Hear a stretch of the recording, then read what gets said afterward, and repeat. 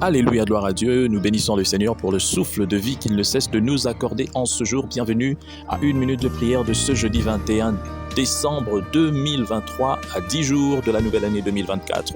Le bilan sera positif, je le sais, pour tout un chacun par la grâce de Dieu pour 2023. Le Seigneur m'a mis à cœur de partager avec vous ce passage de Proverbes chapitre 29, le verset 22. Je lis au nom de notre Seigneur Jésus-Christ. Un homme colérique excite des querelles et un furieux commet beaucoup de péchés. Mon frère, ma sœur, la colère n'est pas bon. La colère n'est pas bonne.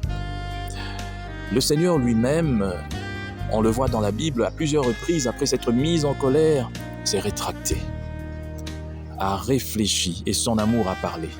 Et souvent, c'est toujours l'amour de Dieu qui vient pour rappeler à Dieu que tu ne dois pas faire ceci ou cela. Parce que lui-même, il est amour. Ça veut dire lui-même, son essence même est amour. Dieu avait juré de faire ceci, mais après, il se repentit. Donc ça veut dire que nous aussi, les êtres humains, nous devons savoir que la colère n'est pas une bonne chose. On dit ici dans la Bible que ça excite beaucoup de querelles. Et en plus, ça nous pousse à commettre beaucoup de péchés. Lorsqu'on est énervé, on dit des choses qu'on regrette après. On pose des actes qu'on regrette après. Et ce n'est pas bon d'agir sous la colère. Voilà pourquoi la Bible demande même à l'homme et à la femme, à ceux qui sont mariés, de ne pas dormir comme ça. Et la Bible nous exhorte à ne pas dormir donc en étant énervé, fâché. Parce que ça laisse la place, donc ça ouvre la porte aux mauvaises choses, ça ouvre la porte aux tentations, ça ouvre la porte au diable et à ses démons pour faire n'importe quoi. Nous devons savoir comment agir. Et lorsque tu es vraiment très énervé et que tu ne sais pas comment agir, ne réponds pas.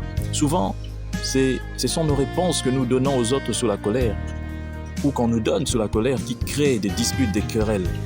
Alors pour bien agir, lorsque tu es vraiment énervé, retire-toi, va quelque part, reste passer quelque temps, laisse le temps passer. Et tu verras qu'après, tu te sentiras mieux.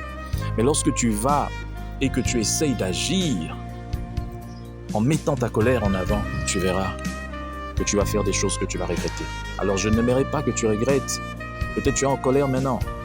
Ne prends pas de décision sous la colère. Ne prends pas de décision sous la colère. Laisse d'abord la colère passer. Et le meilleur moyen pour laisser la colère passer, c'est de te mettre quelque part où tu peux digérer, rester seul. Peut-être sous les arbres, peut-être au bord de l'eau. S'il n'y a pas d'eau, va quelque part où tu seras peut-être seul. Marche, essaye de marcher, de te détendre.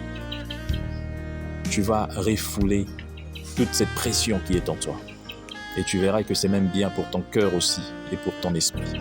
Que Dieu bénisse sa parole, nous prions. Seigneur, merci pour cette parole qui nous rappelle que vivre ou dormir en étant en colère, ce n'est pas bon. Mais vivre aussi avec la colère, ce n'est pas bon. Ni pour notre cœur, ni pour notre âme.